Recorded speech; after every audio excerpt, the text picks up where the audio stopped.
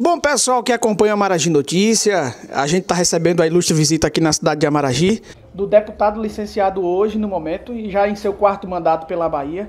Deputado, assim, lá pela Bahia, mas é amaragiense. E a gente aproveitou essa passagem dele em Amaragi para rever o pessoal da família, os amigos, para a gente conversar alguns assuntos. Josias foi criado em Amaragi, é filho de pais e irmãos da família toda amaragiense. E a gente vai aproveitar para bater um papo com ele, que vai ser muito produtivo. Algumas pessoas que estão em Amaragi acompanham a nossa rede social, não só aqui no estado, mas em outros, vão poder revê-lo, né? Que tem muita gente que às vezes na correria lhe vê muito em rede social. E a gente vai poder conversar com Josias. Eu já estava tentando marcar essa entrevista com ele. Josias, não só pelo fato de ser deputado, mas porque Josias tem uma história muito grande ligada ao Partido dos Trabalhadores. E a gente vive hoje um governo a nível nacional que é de direita, totalmente oposto ao que o PT construiu. E aí a gente queria saber um pouco de Josias, como é que está o cenário, embora seja hoje secretário no estado da Bahia, mas tem uma forte ligação ainda lá em Brasília e sabe, claro, como é que está o andamento político de muitos assuntos. E aí a gente vai conversar um pouco com Josias aqui. Já é noite, mas você deve estar vendo em qualquer horário, e a gente já aproveita para cumprimentar Josias. Boa noite, Josias, tudo bom? Boa noite, um grande prazer estar conversando aqui com os ouvintes, os espectadores do blog de notícias Amaragi Notícias e, como você bem falou no início, para tratar de política, afinal é a nossa praia, né? Portanto, estou às tuas ordens aí para a gente comentar os temas da atualidade, tanto do plano nacional quanto da Bahia e, enfim, discorrer um pouco sobre a visão que eu tenho desse momento conjuntural que o país está vivendo. Para a gente aproveitar um pouco, conversar com o Josias, a gente sabe, claro, que na sua trajetória política, um dos primeiros cargos, até que eu tenha conhecimento, que você entrou na vida política, já foi para deputado e conseguiu almejar, não foi candidato a vereador, mas é muito envolvido na política baiana. Josias, há uma diferença muito grande da política que era feita antigamente para essa política que a gente está vivenciando hoje, a forma de trabalho, de conduzir uma campanha política. Como é que você avalia como era para hoje? Olha, veja, primeiro tem que entender que nós temos um país relativamente instável politicamente. O nosso país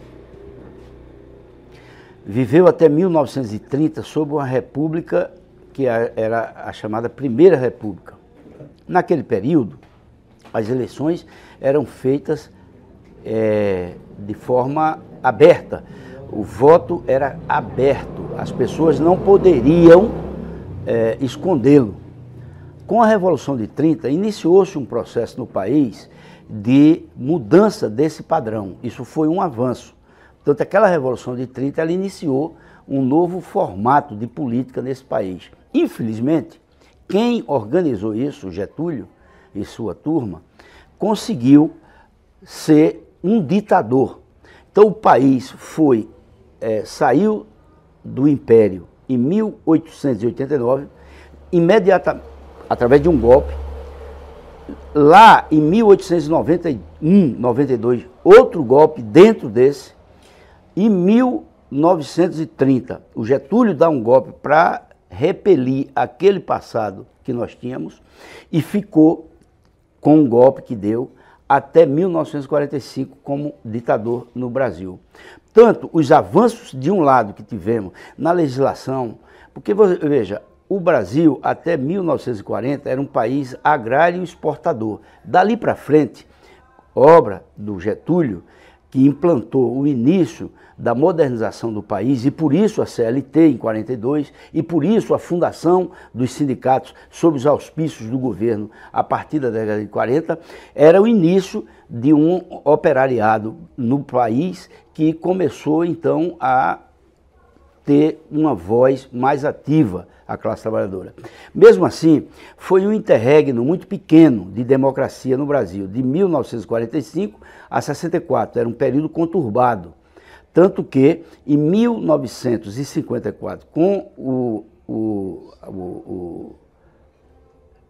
Getúlio se suicidando, Ele fez isso e inviabilizou o golpe militar que ia ter sido dado naquele ano e foi dado em 64. Então, se nós tivemos uma conturbada política até 30, de 30 a 45, uma ditadura e um interregno pequeno de democracia, de novo, de 64 até 85, nova ditadura. Então nós não temos aqui, e o período de democracia mais consolidada que tivemos foi de 1985 até 2016, com o golpe que tirou Dilma do governo. Dali para frente, nós estamos num regresso, tanto do ponto de vista social, como das necessidades da classe trabalhadora. Vários das grandes conquistas dos trabalhadores foram, ao longo desses 2, 3 anos, entre Temer e o atual presidente, foram extintos, e dessa forma nós regredimos do ponto de vista social e trabalhista de forma muito inexorável. E nesse sentido é que salta aos olhos para nós, que sempre tivemos uma postura de muita relevância em relação aos interesses dos trabalhadores, a falta de uma grande mobilização na sociedade em função das perdas dos direitos que nós temos assistido ao longo desses últimos 3 anos. A gente aproveitou para falar uma coisa que Josias citou aqui. É um comentário muito grande e, claro, o deputado falou aqui sobre a questão das conquistas das classes. Muitas conquistas essas que você até falou que agora recentemente foram retiradas. Como é que você avalia, Josias, o povo ter ido para a rua, muitas vezes até impulsionado por classes, e ter gritado o nome de Dilma para sair do governo, e hoje a gente não está vendo essa força maciça para gritar, mesmo diante de tudo que está acontecendo no Brasil? É um grande problema. Eu tenho feito muitas postagens nas redes sociais chamando a atenção disso. Agora mesmo, a revista Carta Capital elencou uma série de medidas que foram tomadas ao longo deste governo que está aí e que nós não assistimos nenhuma grande iniciativa da classe trabalhadora no sentido de se contrapor a isso. É uma incógnita. Eu realmente fico um pouco sentido por isso, porque, veja, durante os 14 anos de governo de Dilma e Lula, nós liberamos no país 86 novos princípios ativos de venenos para a agricultura. Só em um ano, este governo liberou mais de 400 novos princípios ativos. Aliás, alguns produtos que são vedados nos seus estados, nos seus países de origem. E nós não assistimos os ecologistas nenhuma manifestação. Índios estão sendo assassinados, de modo que nós também não estamos vendo nenhuma grande mobilização. A agricultura familiar foi deixada de lado. Isso é uma grande perda para o Nordeste, que concentra seguramente mais de 80% da agricultura familiar brasileira está aqui no Nordeste. E isso representa muito o fato de ter um trabalhador que nunca teve direito a uma propriedade e nunca teve condição de fazer o seu próprio negócio agrícola, e nos governos de Dilma e Lula ele conseguiu isso, eles estão perdendo. Linhas de crédito especiais para esse segmento estão sendo deixadas de lado. De modo que eu lamento que esteja existindo uma certa apatia nacional em relação ao que a direita nesse país está enfrentando, produzindo de feitos contra os trabalhadores e os agricultores familiares. Com base no que o deputado estava falando aqui agora há pouco, a gente aproveita para falar. A gente está falando alguns assuntos, claro, o tempo é pouco, mas a gente aproveita para fazer uma grande e importante pergunta. O senhor vive num estado onde o governador e grande base dos aliados do governador são de um partido totalmente oposto ao atual presidente da República lá, o Jair Bolsonaro. E aí, como é que hoje, tanto o senhor, que está à frente da Secretaria de Desenvolvimento Rural lá, ligado à agricultura, como é que o senhor está fazendo para conseguir driblar e resolver muitos problemas? A gente pode até dizer assim, tanto o senhor quanto o governo do estado, sem depender muito do governo federal. Hoje, eu diria o seguinte, em qualquer aspecto, o governo do estado não tem recebido rigorosamente nenhum incentivo do governo federal. A ponto de hoje, na Bahia, o governo federal deve ao governo da Bahia cerca de 800 milhões. Obras do metrô, hospitais que foram construídos, estradas que estão sendo feitas. Nada disso o governo federal repassou a contrapartida dele. Já vai com mais de 800 mil. Sem contar que nós, na agricultura familiar, somos, de longe, do Nordeste, o estado que mais temos agricultores familiares. Nós somos 590 mil estabelecimentos rurais da agricultura familiar e cerca de 1.600.000 agricultores. E destes, o governo federal não tem dado nenhuma assistência ao atendimento a essas demandas desse segmento. E nós temos feito um esforço junto aos organismos internacionais, buscando o apoio deles para conseguir atender a essas demandas. De modo que, nos últimos 4 anos, o governo da Bahia investiu na agricultura familiar 1.500 bilhões. E eu vou investir, nos próximos 3 anos, mais 1.3 bilhões na agricultura familiar baiana. A gente está no ano de 2020, ano eleitoral, e a gente pode assim dizer, de certa forma, que é um ano que o senhor, a gente vai dizer assim, como um dos iniciantes do partido do PT lá na Bahia, esse ano tem uma correria a mais para estar perto dos prefeitos, para estar dando assistência, e não só como deputado e secretário, mas como também militante, para estar consolidando as bases. Como é que o senhor avalia hoje? A gente teve um problema muito grande politicamente, que foi a queda da presidente Dilma, a gente teve o afastamento do poder nacional do presidente do partido de esquerda e agora fica um partido de direita. Como é que o senhor avalia agora, daqui para frente? O senhor está muito perto do pessoal ligado ao Partido dos Trabalhadores, não só na Bahia, mas a nível nacional. Como é que o senhor enxerga agora o cenário político do Partido dos Trabalhadores diante de uma consolidação de um outro partido de direita lá? O Bolsonaro criou um partido novo, está tentando consolidar um grupo. Como é que o senhor enxerga agora que o Partido dos Trabalhadores vai ser o novo cenário dele nessa eleição? Eu imagino o seguinte, ó. A direita brasileira, ela nunca se colocou no cenário como tal. Ele fez esse papel tosco, infelizmente, mas ele buscou trazer uma agenda que tinha sido de direita, que tinha sido suprimida pelo avanço democrático no nosso país há muitos anos. Então, temas que não tinham mais relevância nenhuma, ele trouxe à tona e provocou no país um clima de ódio e de dissenso entre nós, que eu, sinceramente, e todos os brasileiros de bom senso haverão de concordar, que nós vivemos hoje sob um estado de ódio. As pessoas não encaram mais a política como uma coisa natural, normal da atividade de um país democrático, mas como algo que tem que ser banido, quem é contra e quem é, portanto, que não comunga com seus propósitos. E isso foi, sem dúvida, um grande desserviço.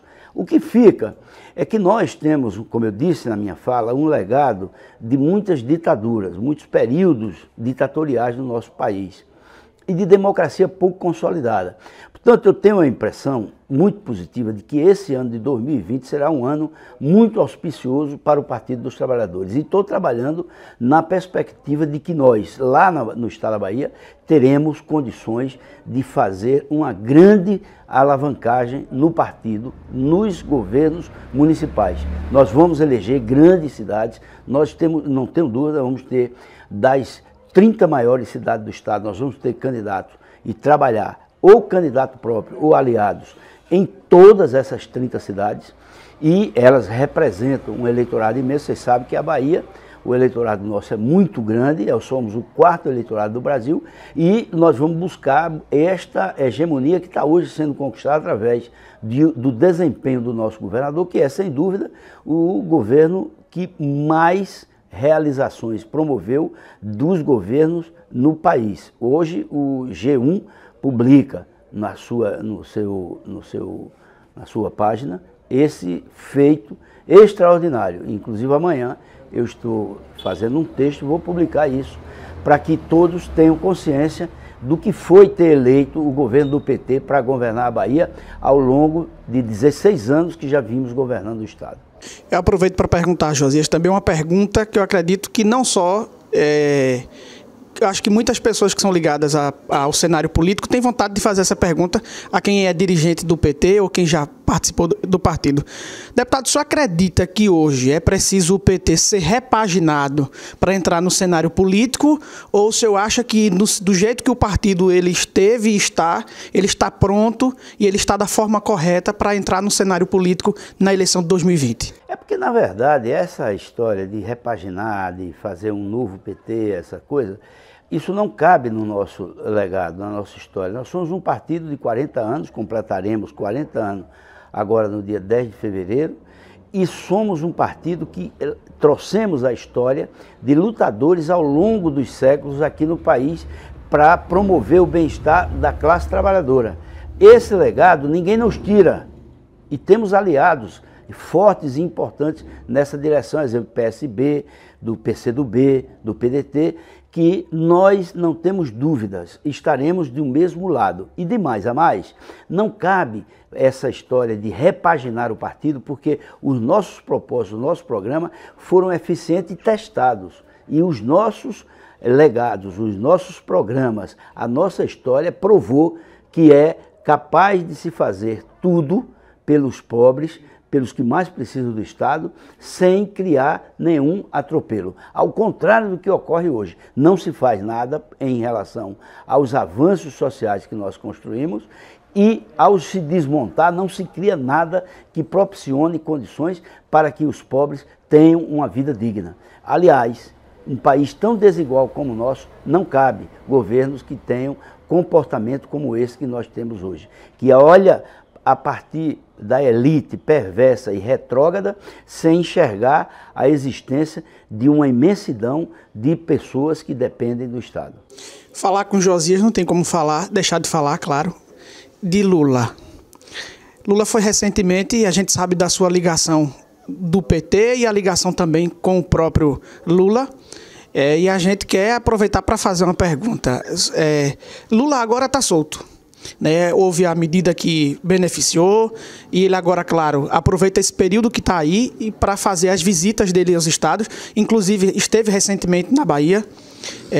Como é que o deputado avalia a situação hoje do ex-presidente Lula e como é que, do seu ponto de vista também crítico, avalia que ficará a posição dele política daqui para frente? De combatente das lutas democráticas. Lula nunca vai abrir mão disso.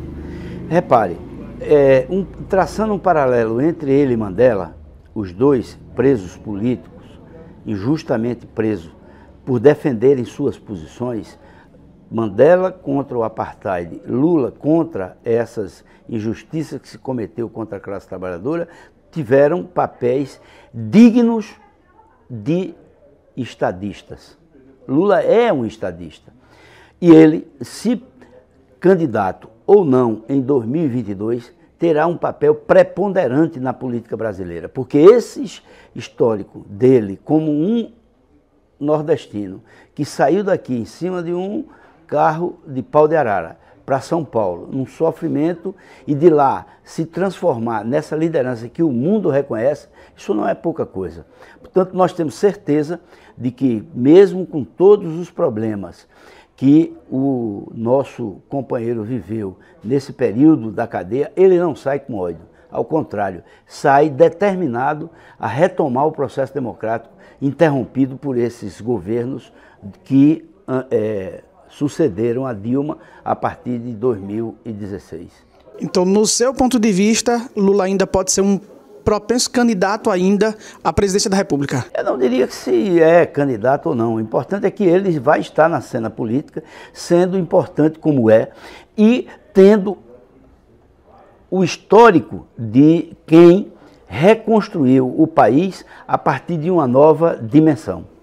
Aproveitando para falar sobre o cenário capital, hoje o PT, a nível de capital, a gente não tem acompanhado muito aqui, eu falo a gente, o público, mas a gente aproveita para fazer essa pergunta porque, claro, é bom a gente conhecer um pouco o cenário Bahia.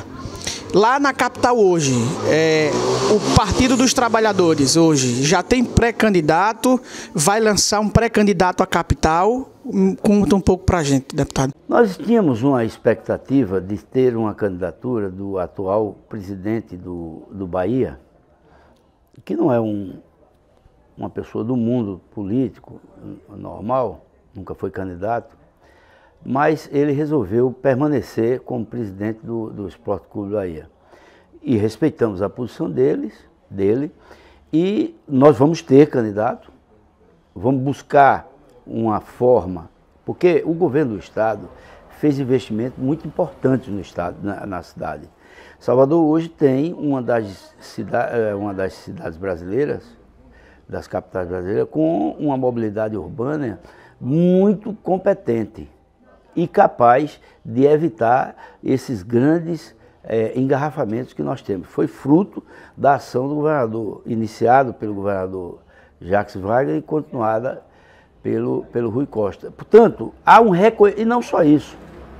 O Rui, que nasceu num bairro pobre, numa favela, na Liberdade, viu amigos dele de infância ser tragado pelas enchentes quando havia o desmoronamento das encostas. E o Rui construiu mais de 60 contenções de encostas na cidade de Salvador. E isso é algo importante. Você viu que nesses dias caiu um verdadeiro temporal na cidade e não houve nenhum incidente grave que houvesse uma vítima sequer, fruto desse trabalho realizado pelo governador Rui Costa. De modo que nós em Salvador temos uma história de muito trabalho e vamos lançar uma candidatura. Entre agora janeiro a março nós vamos escolher o nosso candidato e vamos disputar a eleição com a certeza de que o povo haverá de reconhecer o esforço e o trabalho feito pelo governador Rui Costa. A gente aproveita para fazer uma pergunta mais pessoal. O seu cenário político hoje, o senhor está acabando, a gente pode dizer assim, acabou de assumir a cadeira de secretário no Estado e ainda está um pouco distante da próxima eleição. Qual é o cenário político hoje que o senhor já pretende na Bahia? É cedo, mas a gente queria saber um pouco do senhor. O senhor já pretende ser pré-candidato novamente, querer continuar na vaga federal? Ou o senhor acha que já é cedo para pensar nisso e... Primeiro, é normal essas perguntas, porque nós que somos do mundo da política vivemos, portanto, de trabalhar as próximas eleições. Eu, por exemplo, estou muito focado agora em eleger os prefeitos que já me seguem e outros que estão nessa mesma perspectiva. Depois de feito esse processo, dando tudo certo, eu vou discutir com os meus companheiros, demais companheiros de sindicato, de organizações sociais, a turma da agricultura familiar, o que fazer do mandato. Tenho, evidente, a pretensão de voltar a ser deputado federal, de continuar sendo deputado federal, melhor dizendo. Mas isso depende muito das circunstâncias do que virá pela frente. Então a gente agradece ao deputado Josias Gomes por essa participação, mesmo em meio a seu descanso, a disponibilidade de atender a gente aqui, de falar um pouco sobre esse cenário, de se dispor também a falar com o público não só baiano, que vai estar acompanhando a entrevista lá, mas com o público amaragiense. O agradecimento é meu.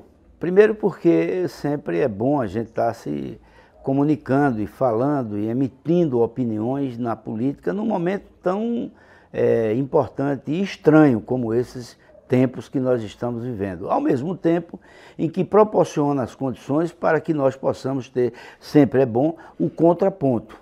A opinião minha não quer dizer que é a verdadeira, que é a mais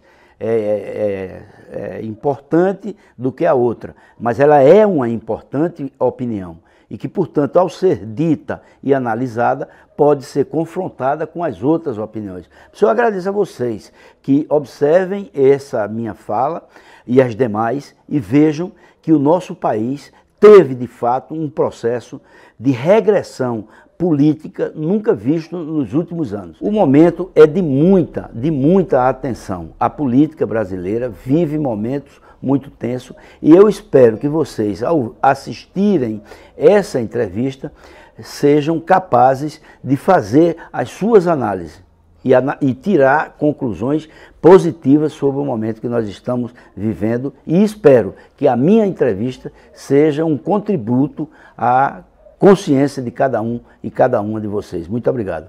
A gente fica por aqui na TV Amaragi, no Amaragi Notícia. A qualquer momento a gente volta com mais informações.